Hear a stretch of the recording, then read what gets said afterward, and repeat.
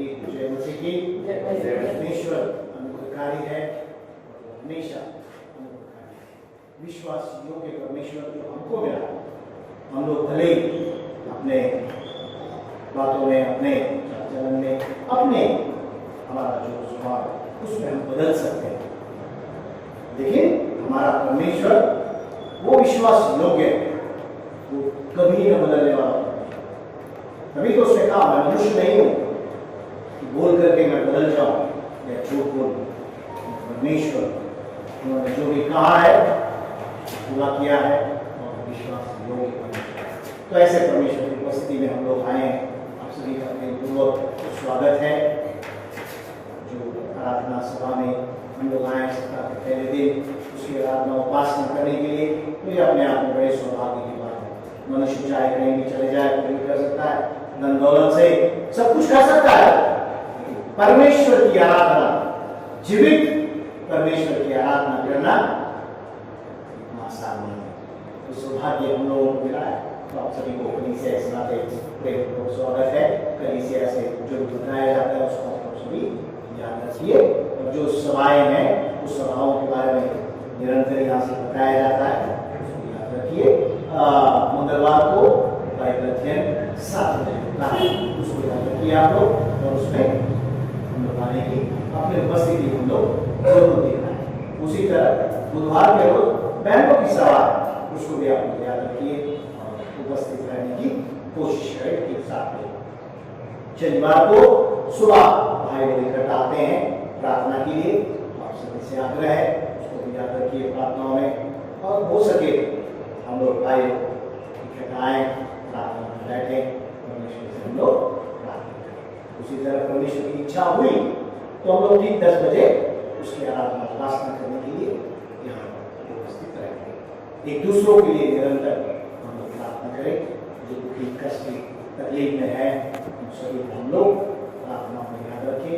बीमारी कमजोरी में जो भी है उनको प्रार्थना में याद रखिए। भाई बहन परिवार आज कारणवश नहीं आ पाए, उनको भी याद कीजिए प्रार्थनाओं में। कोशिश करें, फोन करें, मिलें उनसे, पूछे क्यों नहीं आ रहे। ये हमारी जिम्मेदारी है, हम सभी की ये जिम्मेदारी है। कलीसिया के जिस जनों पर केवल जिम्मेदारी है ऐसा नहीं है, हम सभी का, क्योंकि हम लोग सभी मसीह के देह के अंग हैं, तो हम सभी का ये नैतिक जिम्मेदारी है। तो इस जिम्मेदारी को बखूबी निभाएं। जो सेवा कार्य यहाँ पर चल रहा है उस सेवा कार्य को याद रखिए। जैसे गुड़गांव शहरी परिसर में सेवा कार्य चल रहा है, नागपुर चाल इस परिसर में भी सेवा कार्य चल रहा है, गुड़गांव में सेवा कार्य है, तो उसी तरह अनाम्स जो बोर्ड में है वो सेवा कार्य को भी आप लोग सभी अपने प्रार्थनाओं में याद रखें, क्योंकि परमेश्वर से प्रार्थना करेंगे तब जा करके ये सब कुछ संभव है। इतना आसान नहीं है ये बंधनों को तोड़ना, इतना आसान नहीं। आज संसार में जो शैतान का जो बंधन है, बहुत से कैथोलिक परिवारों से हम लोग मिलते हैं, इतना आसान नहीं होता है। वो जो बंधन जो है, शैतान ने जो बंधन उनके आंखों के सामने रखा है, उनकी आंखों को बंद किया है, वो हम लोगों से कुछ नहीं होता। तो इसके लिए हमको क्या किसी सहायता चाहिए? उस बंधनों को तोड़ने के लिए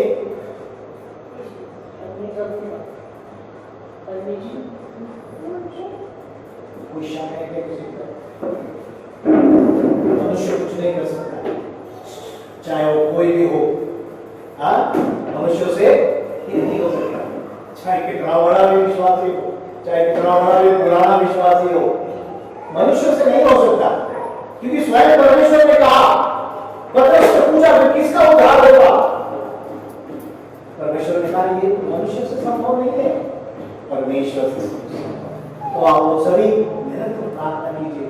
बहुत परिवारों से हम मिल रहे हैं, बहुत लोगों से मिल रहे हैं, वचनों को बड़े उत्साह से लोग सुनते हैं, सामने उनके सामने तो बहुत बता देते हैं, लेकिन जब कार्य करने का जिम्मेदारी आता है उस वक्त बंधन से छूट नहीं पाते।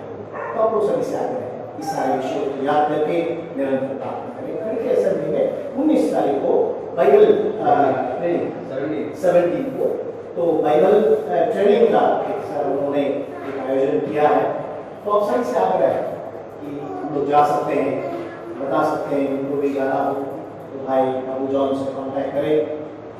वहाँ पर सभाएँ हैं तो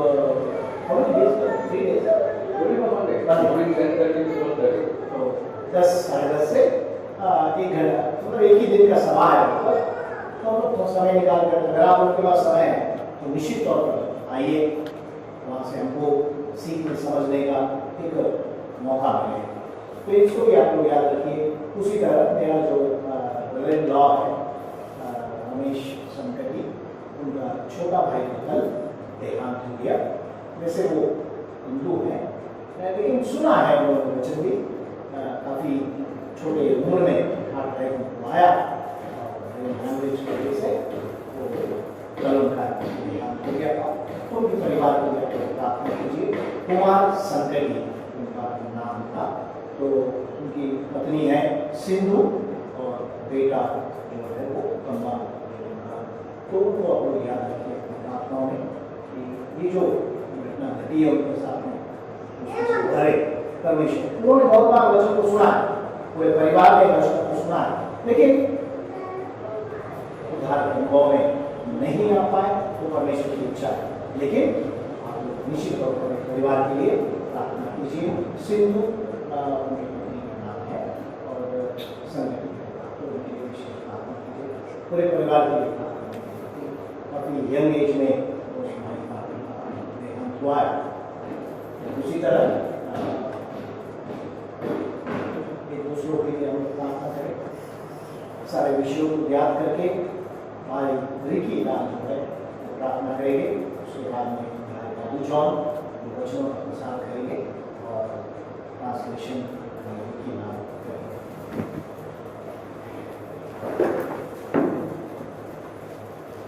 प्रभु, हम आपका धन्यवाद देते हैं ये समय जो आपने हमें दिया, ये सुबह का अवसर जो आपने हमें दिया है कि हम आपके उपस्थिति में आके आपकी आराधना और हम आपकी उपासना कर सकें।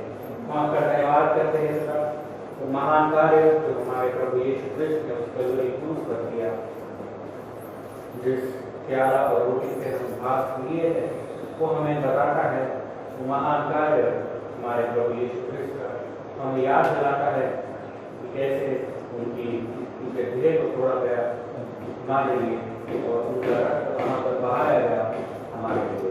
हम आपका धन्यवाद करते हैं पिता, महान प्रेम जो आपने हमसे किया है।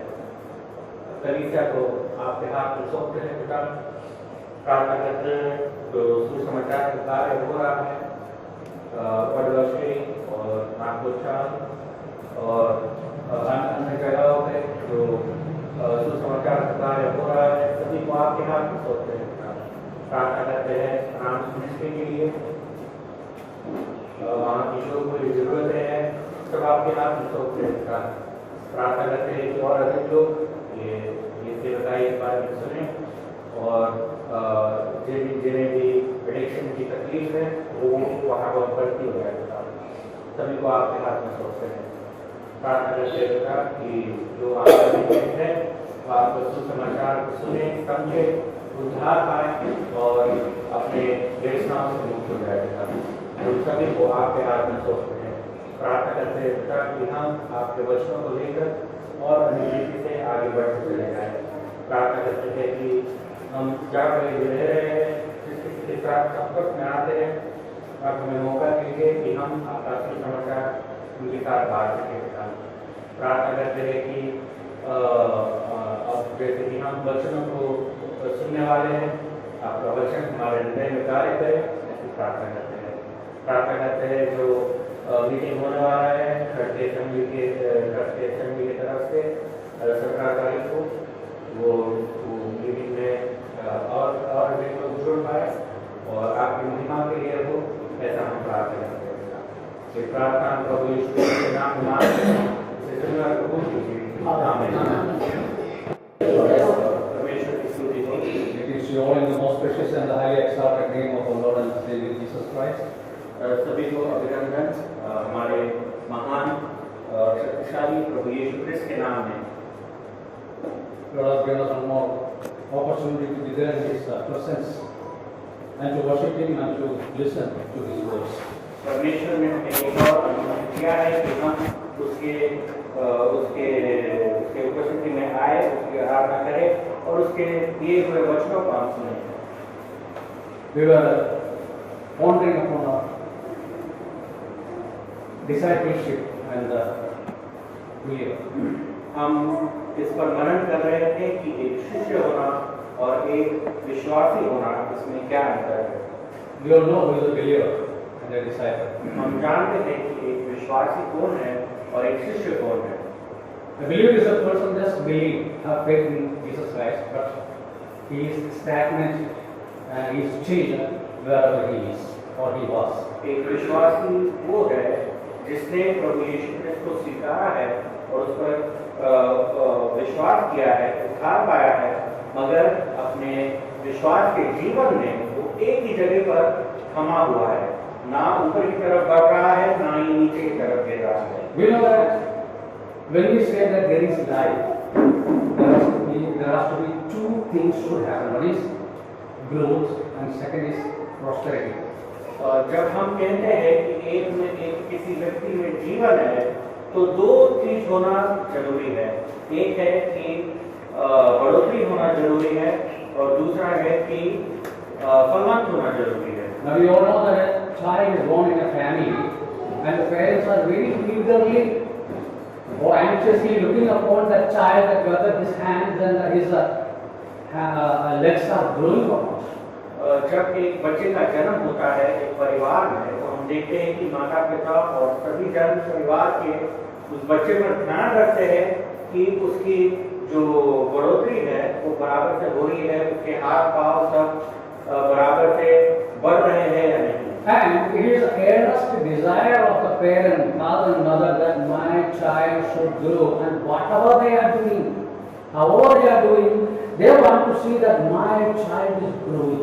हाँ, ये माता पिता की ये सबसे गहरी इच्छा होती है कि और जिस किसी तरह वो श्रम कर सकते हैं वे करते हैं कि मेरा जो बच्चा है या बच्ची है वो सही रीति से बढ़ रही है या नहीं। And it is the earnest desire of parents that no, my child is growing not only physically but also mentally and then socially. The child should grow.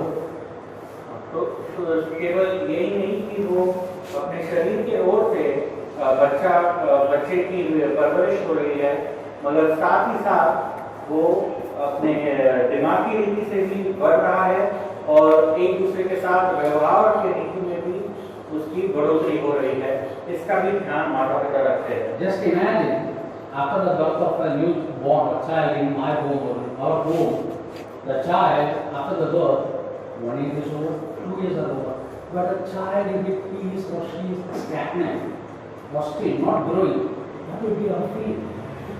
एक मिनट के लिए जरा सोचिए, जरा कल्पना कीजिए कि अगर एक बच्चे का जन्म होता है और 1 साल बीत गया, 2 साल बीत गया, मगर बच्चे की बढ़ोतरी नहीं हो रही है, तो वो माता पिता के अंतःकरण में क्या हो रहा होगा, जरा सोचिए। And immediately they will start to take the child to various hospitals, to various doctors, various trusts, and they will see that my child is growing.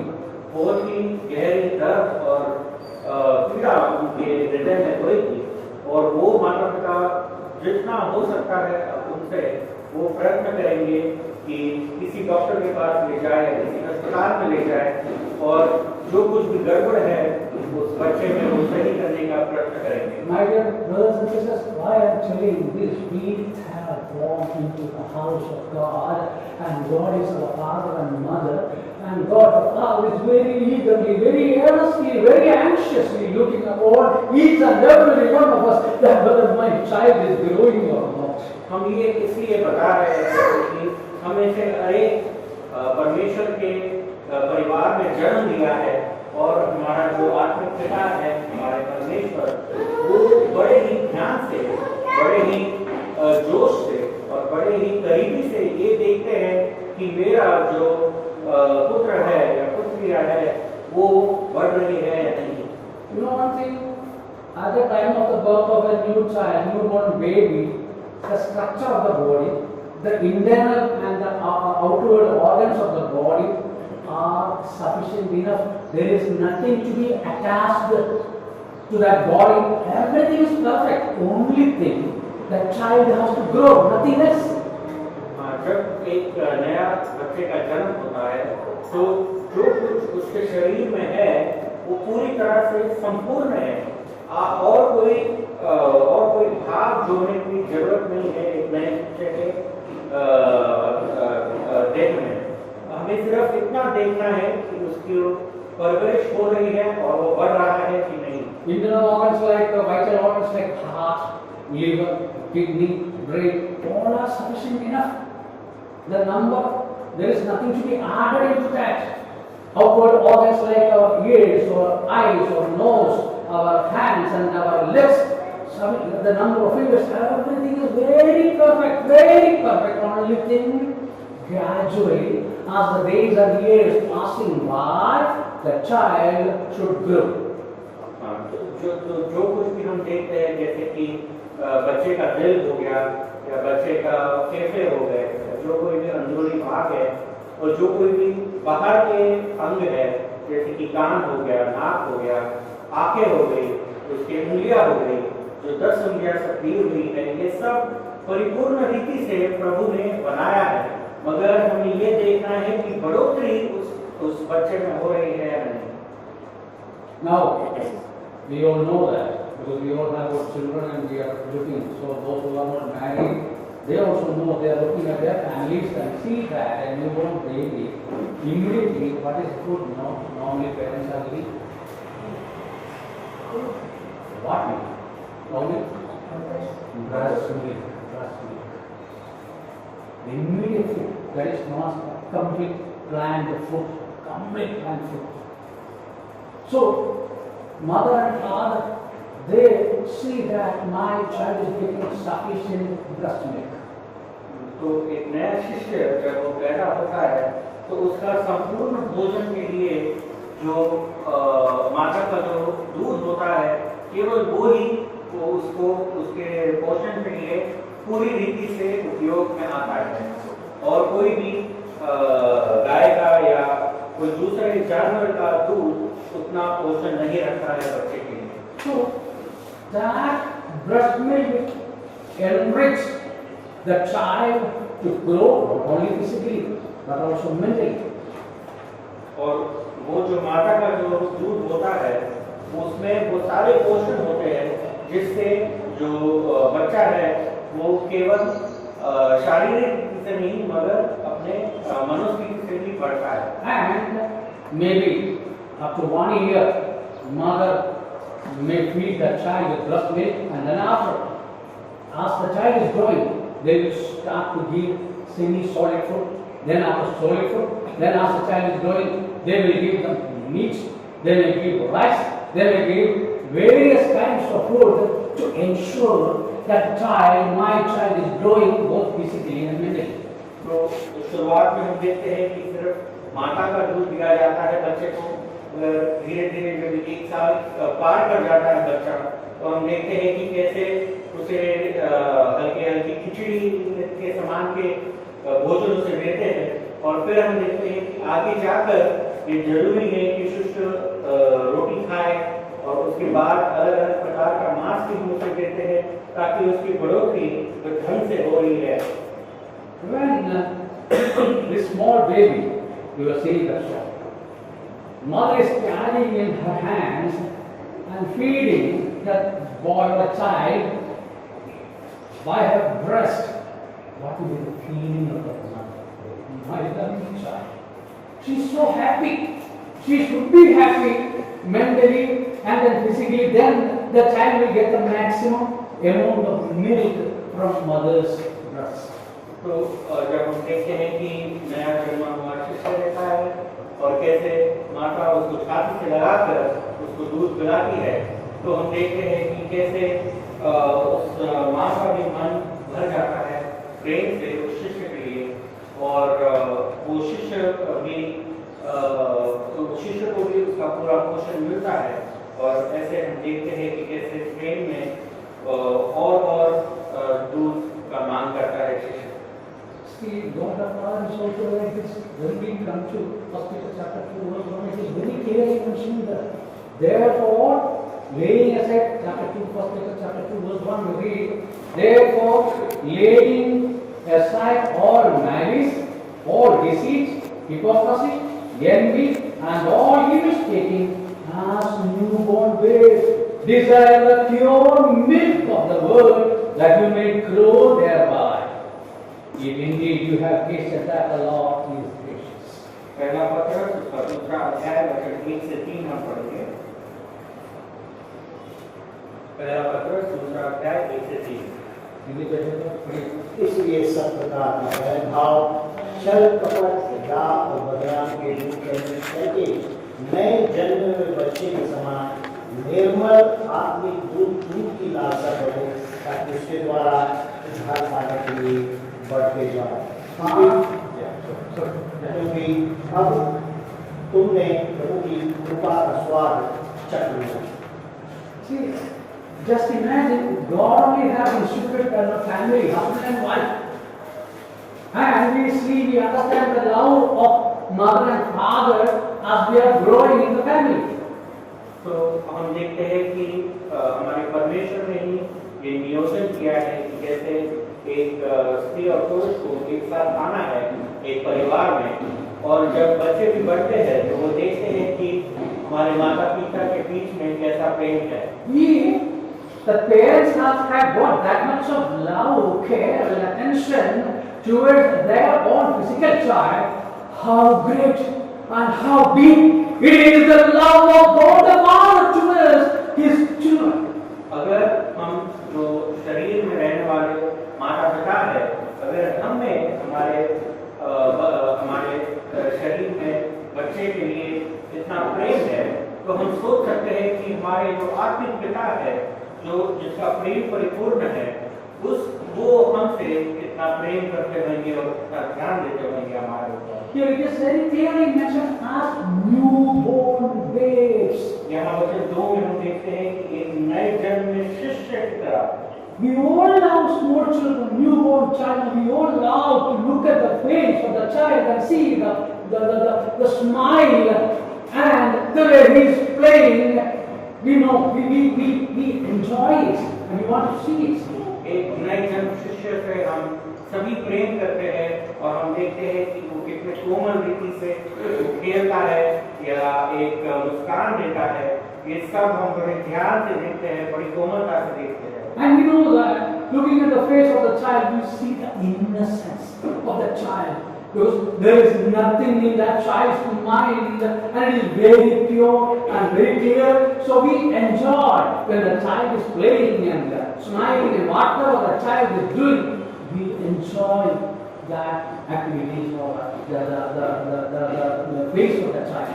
और हम जब नए शिष्य की तरफ देखते हैं तो हमें मालूम पड़ता है कि वो किस प्रकार से पूरी तरह से निर्दोष है, और हम देखते हैं कि किस तरह से वो एक प्रकार में पवित्र है, और हम उसे देखते हैं और प्रेम से हमारा दिल भर जाता है। And this is the same minds our Lord wants to have in our heart. That's what it is very clearly mentioning. Therefore, laying aside, remove, take away, throw away all malice, all deceit, hypocrisy, envy, and all evil speaking, as newborn babes. तो इसलिए परमेश्वर यहाँ पर वचन 1 में कहते हैं कि कैसे हमें पूरी तरह से हटा देना है जो कुछ भी कपट, जो कुछ भी देह, जो कुछ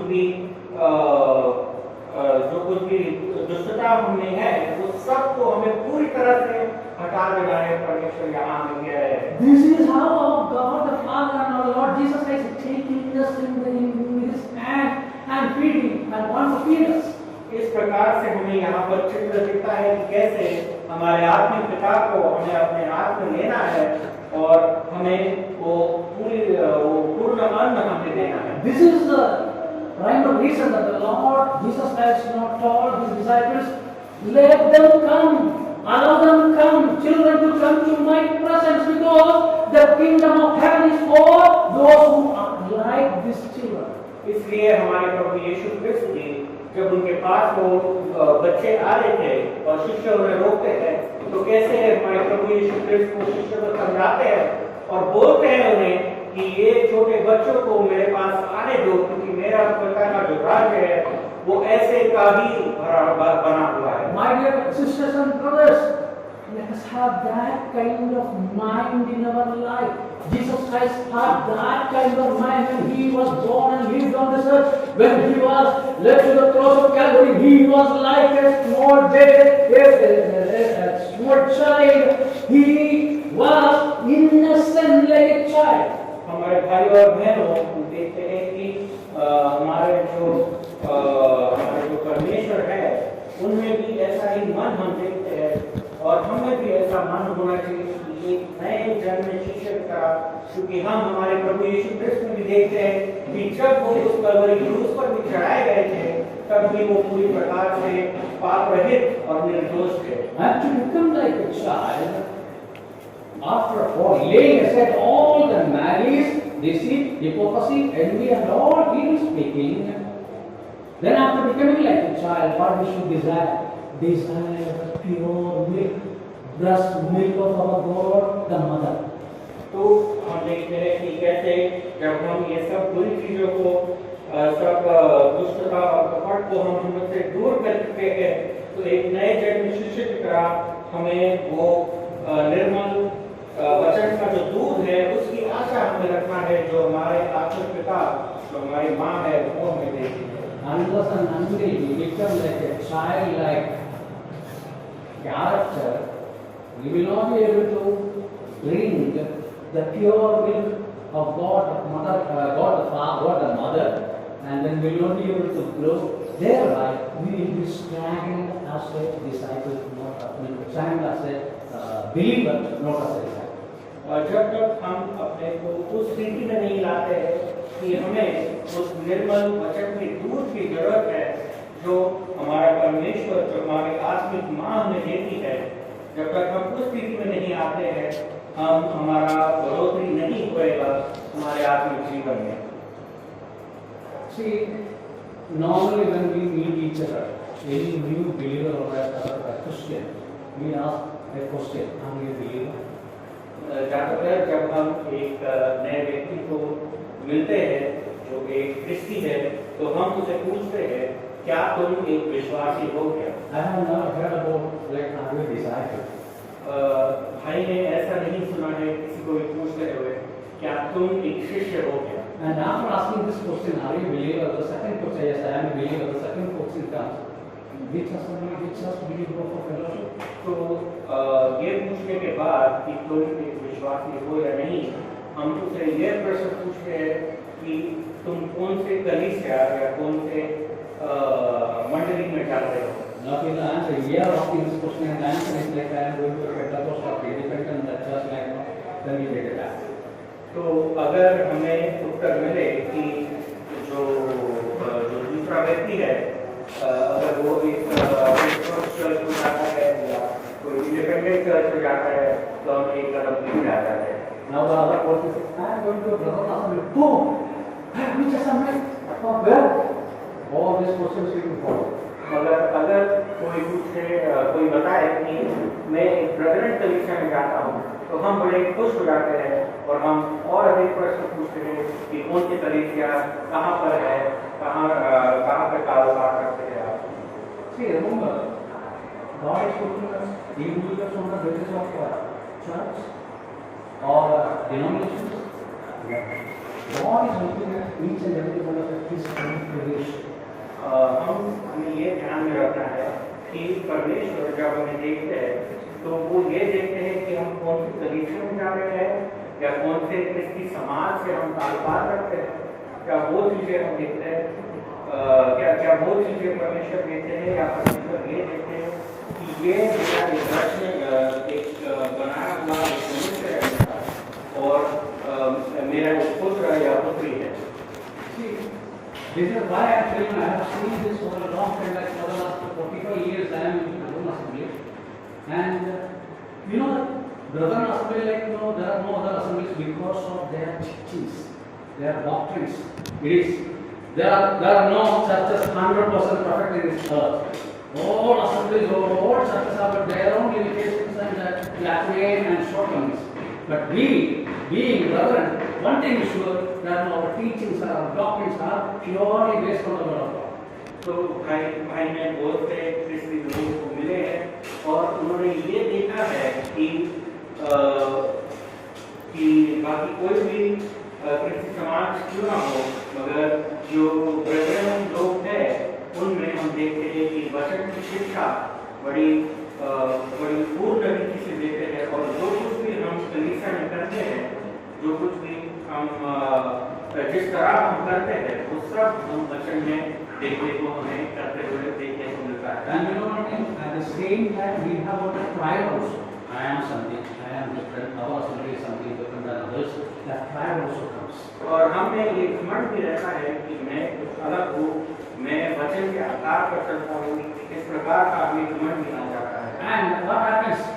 Knowledge from the will of God has puffed up our brain, and we have become proud, and we feel like there are no one less like me or my assembly. तो इससे होता क्या है कि ये जो ज्ञान में वचनों का है उसके मारे हम हमारे में घमंड आ जाता है और हमारे दिमाग में चढ़ जाता है और हमें ये लगने लगता है कि मेरे से अच्छा वचन कोई नहीं जानता। My dear brothers and sisters, you can be a believer, but to become a disciple is something very difficult. भाई और बहनों, हम विश्वासी हो सकते हैं मगर शिष्य बनना ये बहुत ही कठिन काम है। You have to follow Jesus Christ, then only you will become a disciple of Jesus Christ. Otherwise, you are not qualified to name as a disciple of Lord Jesus Christ. हमें पूरी तरह से सब छोड़कर प्रभु यीशु क्रिस्त के पीछे हो लेना है और उसके तरह चलना है, तभी ही हम अपने आप को एक शिष्य बुला सकते हैं। One can believe Jesus Christ without following Jesus Christ. एक व्यक्ति प्रभु यीशु क्रिस्त पर विश्वास कर सकता है मगर उसका जीवन ऐसा हो सकता है कि वो प्रभु यीशु क्रिस्त के पीछे या बताए हुए रास्ते पर नहीं चल रहा है। One can never be a disciple without believing or without learning the word and doing the word of God. मगर एक जन कभी भी शिष्य नहीं हो सकता है अगर उसने प्रभु यीशु क्रिस्त पर विश्वास नहीं किया है या प्रभु के बताए हुए वचनों पर वो नहीं चल रहा है तो वो शिष्य नहीं है भाई और बहन। Faith or belief in Jesus Christ is the first step to become a disciple. शिष्य बनने के लिए सबसे पहला कदम है कि हमें प्रभु यीशु क्रिस्त पर विश्वास करना है। We are becoming more religious than becoming disciple of our Lord Jesus Christ. हम और धार्मिक हो रहे हैं हमारे जीवनों में या कि परमेश्वर के शिष्य बनने के बजाय। This was a major problem with Pharisees and Sadducees. ये सबसे बड़ा एक तकलीफ था जो फरीसी और सदूसी में हम देखते हैं वचनों में। Now when we name as a person a believer or a Christian, what are the standards we are looking at? तो जब हम एक भाई को बोलते हैं कि ये भाई एक क्रिस्ती है तो हम किन चीजों को देखते हैं उसके जीवन? If that person is early coming to the church, we say that no, that our God is very punctual. He comes very early in the church. Oh, he sings songs, he exhorts, he partakes in all the activities of the church. He go out and share the gospel. All this. These are the standards which we have laid to name a person as a believer of Christ. तो हम देखते हैं कि हाँ ये भाई जैसे कि बाबू जॉन है वो निरंतर कलीसिया में आते हैं, सब सभा में भाग लेते हैं, हर चीज में भाग लेते हैं, गाना गाते हैं, बाहर जाके सुसमाचार भी सुनाते हैं और हम कहते हैं कि ये व्यक्ति एक विश्वासी है। But when you look into my real life, into my personal life, my secret life, my family life, my social life, my life in my office, I become very angry and I tell lies and I behave in a very total manner. See, these are what the inner behavior, inner character of the person of Babuda. मगर अगर आप अंदरूनी से अंदर के जीवन को देखेंगे, हृदय को देखेंगे, और जो परिवार का जीवन है और जो काम का जीवन है, वहाँ जाकर अगर एकदम बारीकी से देखेंगे तो सामने वाले को गुस्सा आ जाता है और वो कहता है कि ये मेरा जीवन है, मैं अनुसार जीऊंगा। You can be a communist without the policies or the principles of Karl Marx. आप एक सोच धारा से आप ताल्लुकात रख सकते हैं, जैसे कि कम्युनिज्म है, मगर आप जिसने कम्युनिज्म बनाया है कार्ल मार्क्स करके, उसके आज्ञा जो उसने दिया था उसको ना मानते हुए भी आप एक कम्युनिस्ट ले सकते हैं। See now, today communism, you know, you look at Kerala, you see that all those communist people are not poor Buddhists, and they are very rich people today. अगर आज आप केरला स्टेट को देखेंगे तो जो कम्युनिस्ट लोग वहाँ पर है, हम देखते हैं कि वो धर्म इकट्ठा करते You can be a Gandhian without practicing the principles of Gandhi.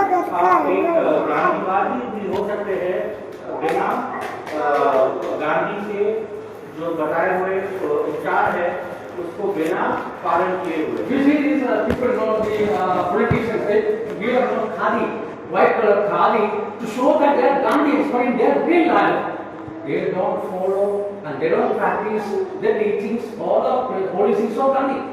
तो जैसे कि हम देखते हैं कि जो मिनिस्टर वगैरह है वो खादी के कपड़े पहनते हैं और बाहरी तौर से बताते हैं कि वो गांधीवादी है, मगर हम देखते हैं कि उनके अंदरूनी जीवन में वो उससे बहुत परे है। If my life is not pointing towards my Master and Lord and Savior Jesus Christ, I am not a disciple. अगर मेरा जीवन मेरा प्रभु और मेरे मालिक प्रभु यीशु मसीह की ओर अगर नहीं इशारा करता है तो मैं एक शिष्य नहीं हूँ भाई हो गया। So who is the disciple? He who very seriously adhere to the teachings and doctrines of our Lord Jesus Christ and following. He is a disciple. Otherwise, he is a believer. तो एक शिष्य वो है जो प्रभु यीशु क्रिस्त के बताए हुए सिद्धांतों को और प्रभु यीशु क्रिस्त के दी हुई सीख को ध्यान से देखता है और उसके अनुसार अपने जीवन में करता है। केवल वही एक शिष्य है, नहीं तो केवल एक विश्वासी है। When Lord Jesus Christ he was speaking in Matthew chapter 7 verse 21, we see that who is doing the will of my Father God can or will enter into the kingdom of God. तो प्रभु यीशु क्रिस्त कैसे बताते हैं मत्ती उसके 27 अध्याय में और 21 वचन में प्रभु यीशु क्रिस्त कहते हैं कि जो मेरे पिता की आज्ञा के अनुसार कर रहा है केवल वो ही स्वर्ग में प्रवेश करेंगे। How will you be able to know the will of my Lord in my life? हमें कैसे मालूम हो सकता है कि हमारे परमेश्वर का इच्छा क्या है हमारे जीवन से? How will it come to know? हमें कैसे मालूम पड़ेगा? Can anyone say that? कोई बता सकता है क्या? How will you be able to know the will of my Lord in my life? हमें कैसे हमारे प्रभु का इच्छा हमारे जीवन में क्या है हमें कैसे समझेगा? No answer. वचन पढ़िए। वचन? वचन पढ़िए। वचन पढ़ के होता है? और पढ़िए। We have to be obedient. हमें आज्ञाकारिता के साथ हमारा जीवन बिताना है। Shall we turn to the book of Jeremiah chapter 15? यिर्मयाह उसका 15 अध्याय को हम आएंगे। Shall we read verse 16? 15 verse 16. यिर्मयाह उसका 15 अध्याय वचन 16।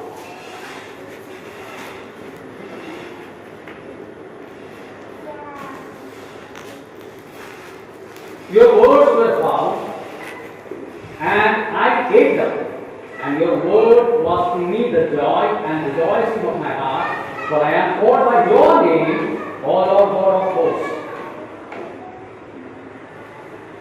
Can you read it Hindi? इसके पास हिंदी है तो पढ़िए। जैसा संदेश मुझे मिला और मैं उससे निकल गया मेरे संदेश ने मुझे बहुत प्रसन्न कर दिया। मैं प्रसन्न था कि मुझे तेरे नाम की पुकारा जाता है, तेरा नाम यहोवा सर्वशक्तिमान है।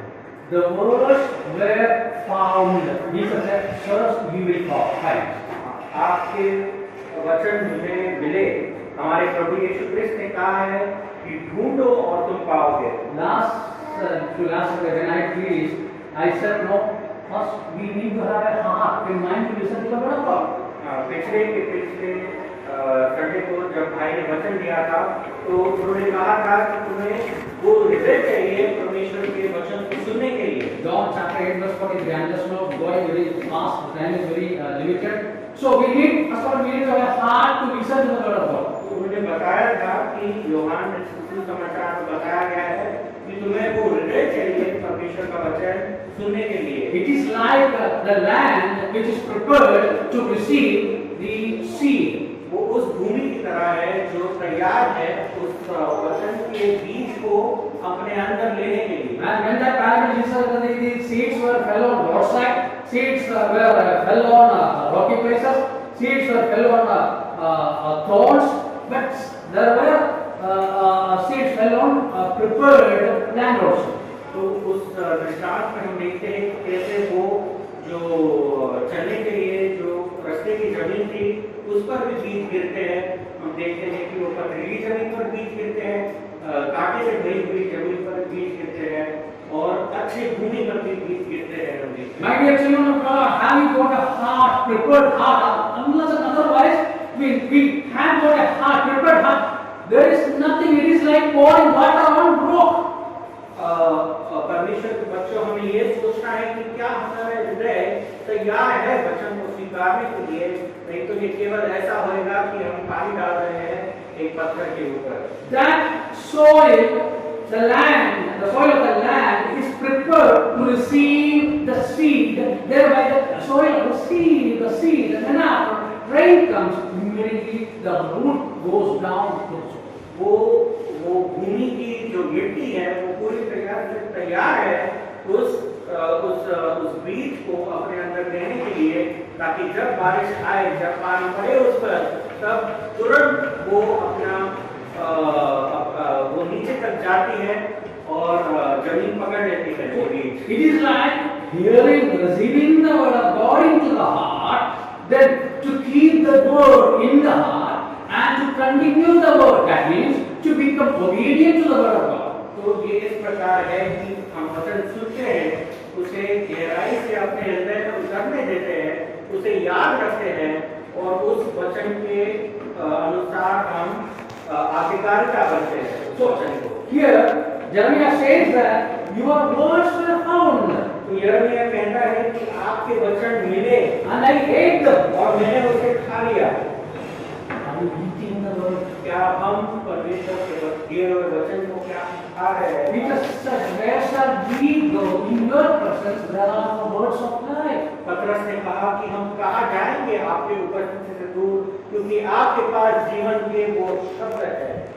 Jesus Christ, before his ascension, he gave his disciples the commandment. What was the commandment before his ascension? प्रभु यीशु क्रिस्त ने अपने ऊपर उठाए जाने से पहले शिष्य को कुछ आज्ञाएं दी थी। तो वो आज्ञाएं क्या है जो प्रभु यीशु क्रिस्त ने शिष्य को दी? Matthew chapter 28 verse मत्ती उसका 28वां अध्याय verse 20. वचन 20, Teaching them to observe all things that I have commanded you. उन्हें सिखाओ वो सारी चीजें जो आज्ञा मैंने तुम्हें दी है। So disciples, they should go out of Jerusalem, they should bring souls into the kingdom, make disciples. And what is the duty of the disciples? That you should teach them that what to observe, to practice, to do whatsoever I have commanded you, I have taught you. तो शिष्य का कर्तव्य यह है कि वो यरूशलेम से बाहर जाए और लोगों को वचन सुनाए और उन्हें कलीसिया में लेकर आए और उन्हें वो चीजें सिखाए जो प्रभु यीशु कृष्ण ने आज्ञा दी है और उस पर चलना सिखाए। It is not to simply bring so many souls into the church, thereby the number is increasing. When as an assembly, well, also we have got 100 and 200 people in their assembly. No, it is not to add people, but those who have come, the elders and the members of the assembly should teach them whatever our Lord has taught us in the Gospels, Matthew, Mark, Luke, John, very fervently. We have to learn, we have to observe, we have to practice, and then we have to teach them to do the way we are doing all these guys has taught us. तो केवल इतना नहीं है कि हम बाहर जाए और लोगों को इकट्ठा करते जाए ताकि गिनती बढ़ती जाए और 100-200 लोग हो जाए अटेंडर में, मगर ये है कि जैसे प्रभु ने यहाँ पर आज्ञा दिया है कि तुम सिखाओ, तो उस तरह हमें बच्चों से सीखना है, सिखाना है, ताकि प्रभु यीशु कृष्ण के हम अच्छे शिष्य बने, ना केवल विश्वासी। Can you tell me what is the purpose of people coming or going to the church? क्या आप बता सकते हैं कि वो मूल्य कारण क्या है कि लोगों को कलीसिया में आना चाहिए? Why they are going? What is the reason? हाँ, लोग क्यों जाते हैं? हाँ, लोग क्यों जाते हैं कलीसिया? इसका कारण क्या है?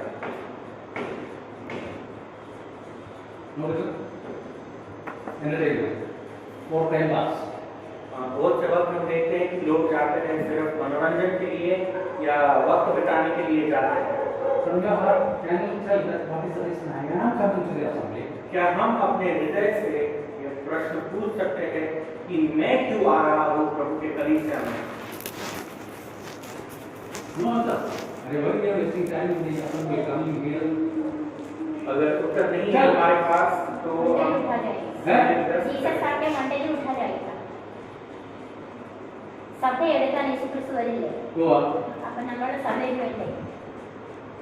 So that means just means this gathering is സഭയിലുള്ളവരിൽ നമ്മൾ കൂടി വരുന്ന ആൾക്കാരാണ്. കർത്താവ് വരുമ്പോൾ നമ്മൾ എടുക്കപ്പെടണം. അതിനാണ് സഭയിൽ വരുന്നത്. അതിനാണ് സഭയിൽ വരുന്നത്. സഭയിൽ വന്നാലല്ലേ നമ്മൾ വചനം അറിയത്തുള്ളൂ. So സഭയിൽ വരുന്നില്ല. വചനം പഠിക്കാൻ പിന്നെ programme see when we look into the Acts, the book of Acts, chapter 2, we very clearly see that what was the purpose in chapter 2 verse 44 onwards. We see that they were those who have added into the church, what they were doing.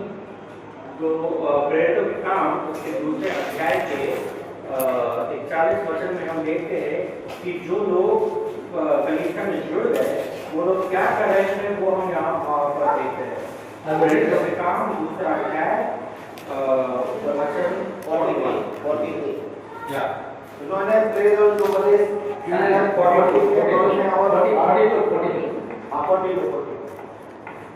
उन्होंने प्रेरितों को उपदेश संघर्ष व्यक्तिगत तौर और प्रार्थनाओं को प्रचार अपने को समर्पित कर दिया। See, those who have got saved, they got baptized, they added unto the apostles. That means first is salvation, second is baptism, and third is holiness and separation from the world of God. तो हम देखते हैं कि जिन्होंने परमेश्वर के वचन को स्वीकारा, उद्धार पाए, वो कलीसिया से जुड़ गए और हम देखते हैं कि कैसे वो ये 4 चीजें करते रहे। उसमें पहला हम देखते हैं कि उन्होंने बपतिस्मा लिया, दूसरा हम देखते हैं कि वो पवित्रकरण के जीवन में वो प्रवेश किए। They were doing what? They continued steadfastly in the apostles' doctrines and fellowship. तो उन्होंने पूरी तरह से अपने आप को दे दिया सिद्धांतों को, जो प्रेरितों के सिद्धांत थे उनको उनकी तरफ अपने आप को दे दिया। So listen here, this is the purpose of gathering in an assembly as the children of God. First we have got salvation, we have taken baptism in the name of Father, Son and Jesus Christ. We are separated. These two things are happening for once. But is salvation and baptism happening for once. हाँ, ये दो चीज एक ही बार होते हैं हमारे जीवन में। जब हम विश्वास करते हैं तो हम उद्धार पाते हैं और हम बपतिस्मा लेते हैं, ये एक वर्ष होता है। And the remaining 5 things are happening continuously, regularly, daily in our life. That is separation and holiness. तो ये बाकी के जो 5 चीजें हैं वो निरंतर हमारे जीवन में होते रहता है। उसमें से पहला है अलगाव और पवित्रकरण का जीवन। So then they continue steadfastly in the doctrines. That means listening and hearing the word of God. और वो निरंतर प्रेरितों की शिक्षा में और सिद्धांतों पर वो समय बिताते थे। मतलब परमेश्वर के दिए हुए वचनों को वो सुन रहे थे। This is what Jesus Christ told the disciples to teach them whatsoever I have taught you. यही प्रभु यीशु क्रिस्त ने शिष्य को कहा था कि तुम उन्हें सिखाओ जो कुछ मैंने तुम्हें सिखाया है। And they see that, look at the word steadfastly, very cautiously, very attentively. They were listening to the word. They were understanding the word. They had taken the word of God continually into their heart, and they were studying and they were doing, practicing it. तो यहाँ पर हम वो वचन को देखते हैं और वहाँ पर कहा हुआ है कि निरंतर वो और ध्यान से वो लोग वचनों को सुन रहे थे, अपने हृदय में उतारने दे रहे थे और वचन के अनुसार अपने जीवन में वो कर रहे थे। So they were listening to the word of God and they were steadfastly continuing in fellowship. तो वो वचन को सुन रहे थे और निरंतर सहभागिता में वो बढ़ रहे थे। And breaking the bread of God at the table, from the table, और रोटी तोड़ रहे थे मेज में से and in prayers. और प्रार्थना में लगे थे। So those who have got saved and got baptized, they are coming to the church to keep holiness, separation from the world, from sin, and coming very close to God, because we are the body of God and Jesus Christ. So we are keeping separation and holiness by hearing the word and by having fellowship. We are exchanging each other. We are interacting each other. We are helping each other. This is what is fellowship. तो हम देखते हैं कि कैसे जो विश्वास किए हुए लोग हैं वो कलीसिया इसलिए आते हैं कि वो उद्धार पाए हुए लोग का एक झुंड है जो एक अलगाव का और पवित्रकरण का जीवन जी रहे हैं और वो निरंतर परमेश्वर के वचनों में एक दूसरे से लेन देन कर रहे हैं और सहभागिता में एक दूसरे की मदद कर रहे हैं, एक दूसरे के लिए प्रार्थनाएं कर रहे हैं। Then they were sharing, they were having the bread and wine as commanded by the Lord. Today morning we saw that Jesus has commanded, ye do it till I come. तो हम देखते हैं हाँ, और दूसरी चीज हम देखते हैं कि कैसे वो मेज में से रोटी में सहभागिता रख रहे थे, कैसे हमारे प्रभु यीशु क्रिस्त के जो आज्ञा है उसे आज सुबह में हमने सुना कि तुम ये किया करो जब तक कि मैं वापस नहीं आता। वो हमारे प्रभु यीशु क्रिस्त ने हमें ये आज्ञाएं दी है। So we are gathering. I am talking about the Bhavan Assembly especially because I have not seen this in any other churches. Why I am telling? We have to give very important, and we should know these are the 7 pillars or the 7 basic doctrines, foundational doctrines of the New Testament church. तो खास करके भाई ने brother कलीसिया में ये होते हुए देखा है, बाकियों का हम इतना नहीं जानते हैं, मगर ये इसलिए हम बता रहे हैं क्योंकि ये वो 7 मूल सिद्धांत है जो नए नियम की कलीसिया को दिया हुआ है वचनों के द्वारा। We are gathering in the assembly. One is to hear and learn the word of God. तो हम इकट्ठा आ रहे हैं सबसे पहले वचन को सुनने और सीखने को, and we should keep ourselves as holy, और हमें अपने आप को पवित्र रखना है, and to have fellowship each other, और एक दूसरे के साथ सहभागिता रखना है, and to partake from the Lord's table, और मेज में से हिस्सा लेना है, and to pray together in unity. और एकजुट होकर हमें प्रार्थना करना है। Now we have got the understanding. Manzara See, इसमें एक अच्छा समझ मिलता है क्यों हम कलीसिया आ रहे हैं। ये बहुत ही महत्वपूर्ण है एक विश्वासी के जीवन में। now when we look around the world, people are going to churches. Today to one church, next week to another church. third another church, why they are running here and there in various different churches? तो जब हम संसार में देखते हैं, क्रिस्ती समाज में देखते हैं, तो हम देखते हैं कि बहुत से लोग एक कलीसिया से दूसरी कलीसिया में जा रहे हैं, एक रविवार इस कलीसिया में जाएंगे, दूसरे रविवार दूसरी कलीसिया में जाएंगे, तो ऐसे उछल कूद क्यों कर रहा है ये आदमी? Why? क्यों? You have seen this. क्या आपने ये देखा है? What are the sayings? That is blessings. We need blessings. तो ये व्यक्ति क्या कहता है कि मुझे आशीष चाहिए? What blessings? कौन सी आशीष है? What are they asking? ये क्या पूछ रहा है? I need a house, I want a house, I want a car, I want a job, I want money, my children, my education of my children. This is what they need. तो आशीष में ना तो चाहिए कि मेरा एक घर हो, मुझे एक गाड़ी मिल जाए, मेरे बच्चों की जो पढ़ाई लिखाई है वो अच्छे से हो जाए, मुझे पैसे मिल जाए, ये सब आशीषों की वो व्यक्ति बात कर रहा है। And today what is happening? These so-called churches are offering wealth, and prosperity.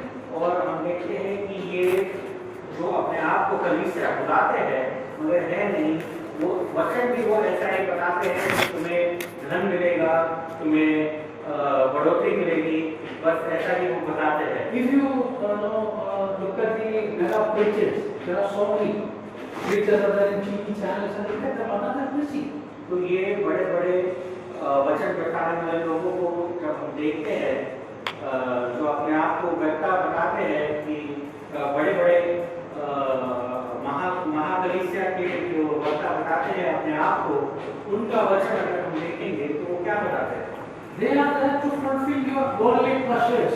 वो केवल वही वचन बताते हैं जिससे हमारा जो देह इच्छाएं है उसकी भरपूरी हो, केवल वो चाहते हैं। And they are only preaching half, even gospel they are not preaching. I don't think they are preaching gospel. वो सुसमाचार पूरी रीति से नहीं बताते हैं। So, if you want to have a car or a house or children or education or money, whatever, like healing of sickness, you go there. They are praying for that only, not for your spiritual life, not for your eternity, not about sin and the consequence, the judgment of sin.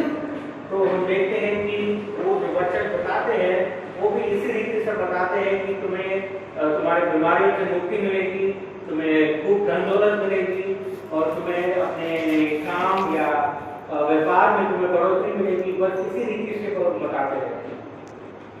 और अगर तुम्हें यही इच्छाएं हैं तो आप वहां जा सकते हैं। Now you ask these people, those people who are running after this kind of churches, mega preachers, you ask them, why do you love Jesus Christ? They will give an answer to you. I love Jesus because he gave me a house. I love Jesus Christ because he gave me a promotion. I love Jesus Christ because he gave me a car. He gave me some money.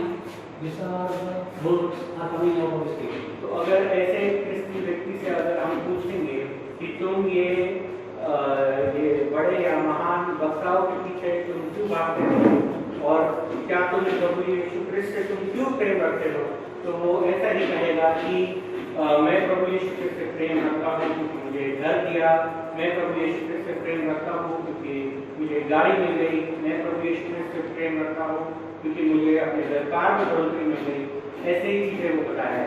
My dear brothers and sisters, ask this question to yourself in your mind. Why I love Jesus Christ? ये प्रश्न हमें अपने आप से पूछना है भाई और बहन कि मैं क्यों प्रभु यीशु क्रिस्त से प्रेम रखता हूँ। You know, after feeling by certain people wanted to make Jesus Christ as a king. जब हमारे प्रभु यीशु क्रिस्त ने वो 5,000 लोगों को खाना खिलाया तो वो लोग चाहते थे कि प्रभु यीशु क्रिस्त उनके राजा बन जाए। John's Gospel chapter 6 verse 15 we read that therefore when Jesus perceived that they were about to come and take him by force to make him king, he departed again. यूहान 6:15 में हम पढ़ते हैं ऐसा कि जब प्रभु यीशु क्रिस्त ने ऐसे देखा कि वो आएंगे और जोर से उन्हें राजा बनाएंगे, तो हम देखते हैं कि हमारे प्रभु यीशु क्रिस्त वहां से निकल गए। They wanted him to be the king because he is capable of feeding to fulfill our physical needs. He is capable of feeding people. Let us make him as a king. तो वे क्यों राजा बनाना चाहते थे प्रभु यीशु क्रिस्त को? क्योंकि उन्होंने देखा कि ये आदमी के पास वो ताकत है कि ये 5,000 लोगों को खाना खिला सकता है, हमारी जो शारीरिक जरूरतें हैं उसके लिए वो खाना दे सकता है, इसलिए चलो हम जाकर उसे अपना राजा बना लेंगे। See, then Jesus Christ is giving an answer. Verse 27, you read like this, John's Gospel chapter 6, verse 27. Yohanan 6:27. Yohan सुसमाचार उसका 6वां अध्याय और उसका 27वां वचन। Do not labor for the food which is perishable, but for the food which endures for everlasting life. This the Son of Man will give you, because God the Father has set His seal on you. तो इस वचन के पीछे मत जाओ जो केवल तुम्हारा पेट भरता है, मगर उस वचन के पीछे जाओ जो आत्मिक पिता तुम्हें ऊपर से देता है। Jesus Christ is the bread of life, and the person who eats His flesh and drink His blood will have eternal life. हमारे प्रभु यीशु क्रिस्त जीवन की वो रोटी है, और जो हमारे प्रभु यीशु क्रिस्त को खाएंगे वो ही उस अनंतकालिक जीवन को पाएगा। There, going after Jesus Christ because He was capable of meeting their physical and bodily needs. वो प्रभु यीशु क्रिस्त के पीछे इसलिए जा रहे थे क्योंकि प्रभु यीशु क्रिस्त के पास वो काबिलियत थी कि वो उनके शारीरिक जरूरतों को पूरा कर सके। They were not realizing and understanding He is the bread of life who came down from heaven, and in Him there is eternal life. They were not understanding. उन्हें ये नहीं समझ में आ रहा था कि ये वो रोटी है जो स्वर्ग से हमारे लिए उतरा है, और इस व्यक्ति में अनंतकालिक जीवन है, ये उन्हें समझ नहीं आ रहा। My brothers and sisters, He is capable of giving you all of your physical needs, your food and your clothes, your shelter, your job. He is capable of providing everything else.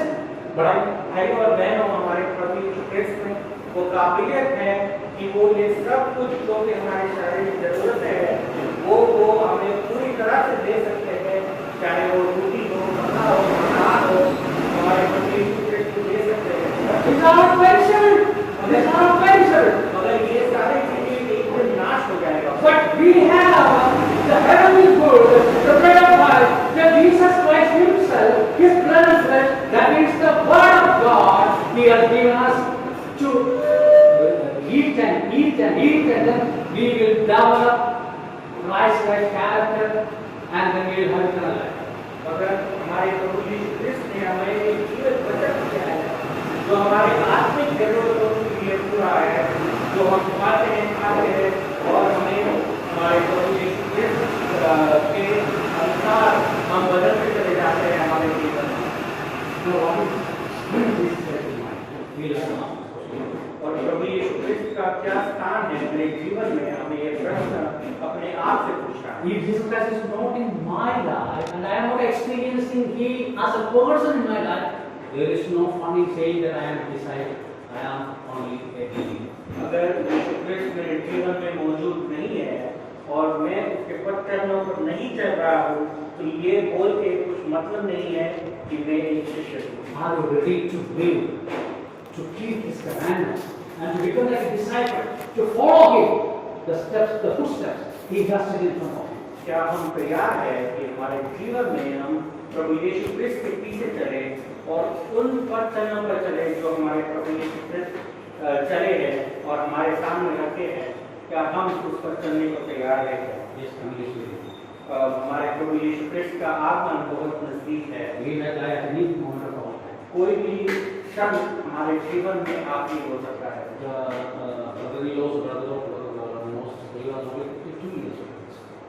हमारे भाई Moses के जो भाई के जो बहन के पति के भाई थे, वो केवल 52 वर्ष के थे। एक स्ट्रोक पड़ गया उन्हें अस्पताल में दाखिल किया, ICU में थे, और अगले दिन सुबह डॉक्टर ने बता दिया कि वो अब हमारे बीच में नहीं रहेगा। क्या हम हमारे प्रभु यीशु क्रिस्त के लिए जी रहे हैं? क्या आप केवल एक विश्वासी है कि आप एक शिष्य हैं? कोई भी विश्वासी अगर क्रिस्ती व्यक्ति नहीं भी है तो वो भी विश्वासी। Mahatma Gandhi was a believer of the doctrines, teachings of Jesus Christ. जो महात्मा गांधी है वो प्रभु यीशु क्रिस्त के दिए हुए सिद्धांतों को मानते थे And he adapted the teachings of Jesus into his life. That is what is Ahimsa. और उन्होंने प्रभु यीशु क्रिस्त के दिए हुए शिक्षण को अपने जीवन में उन्होंने लाया जो अहिंसा करके To become a disciple is difficult. You have to follow money very closely with the word of God, with Jesus Christ. Otherwise, we are simply believers. We are not disciples. जो प्रभु यीशु क्रिस्त के बताए हुए रास्ते पर चलना बहुत ही मुश्किल है भाई और बहनों, मगर हमें आधिकारिकता के साथ वो करना है, नहीं तो हम शिष्य नहीं कहलाते। That is these questions. I have law. So I am learning and I want to practice it. Please pray for me. I want to practice because it is possible. Because we see that the disciples and Paul and the early Christians and there are even today Christians. They are, but they are very silent. They are doing not for a name, not for fame, but it is possible. भाई और बहनों, भाई बता रहे हैं कि ये मुमकिन है। हमारे भाई अपने जीवन में ये प्रयत्न कर रहे हैं कि वो पूरी तरह से का जीवन बिताए और भाई ने देखा है कि बहुत से सेवक जैसे कि बाइबल में भी हम पढ़ते हैं पतरस के बारे में और पौलुस के बारे में उन्होंने ऐसा जीवन जिया कि उन्होंने प्रभु यीशु क्रिस्त को पूरी तरह से संसार के सामने रख दिया। आज के दिन में भी ऐसे विश्वासी है मगर वो अपने आप को बड़ा चढ़ा के अपने नाम के पीछे या लोगों को बताने के पीछे नहीं भागते हैं मगर शांत रीति से वो पूरी तरह से उन्होंने अपने आप को प्रभु यीशु क्रिस्त के हवाले किया है। From India, there are people like Sadhu Sundar Singh. Even in our generation, from 21st, 23rd, Prakash Sharma, there are so many guys, real disciples of Jesus Christ. हमारे आज के दिन में भी हम देखते हैं कि हमारे भारत से ऐसे लोग आए हैं जैसे कि साधु सुंदर सिंह और पंडित धर्म प्रकाश शर्मा जिन्होंने सब त्याग कर प्रभु यीशु क्रिस्त के पीछे चले गए। Lord has given us some commandments which are not impossible, these are possible to the Lord Jesus. हमारे प्रभु यीशु क्रिस्त ने हमें जो आज्ञाएं दी है वो करना नामुमकिन नहीं है, मुमकिन है मगर केवल अगर प्रभु यीशु क्रिस्त हमें वो सामर्थ देंगे। The Bible is the word of God is given to us not for increasing our knowledge, but to practice and to do. प्रभु यीशु क्रिस्त का वचन हमें हमारे बुद्धि बढ़ाने के लिए केवल नहीं दिया है मगर हम उसे कार्य में लाए अपने जीवनों में उसके अनुसार हम चले अपने कार्यक्रम में इसलिए हमें वचन दिया हुआ है। May the Lord lead me in all these words and God will bless you with this word. परमेश्वर के नाम की स्तुति हो और हम अपने जीवन में इस वचन के द्वारा आशीष पाएं।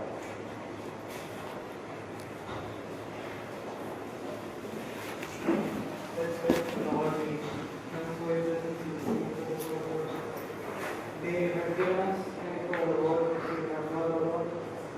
Lord, we come before you and we humble ourselves, O Lord, to acknowledge our limitedness and our humanness and failures, O Lord.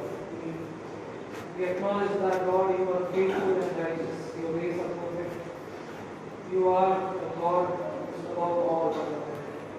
Lord, we understand the greatness, the love you had for us.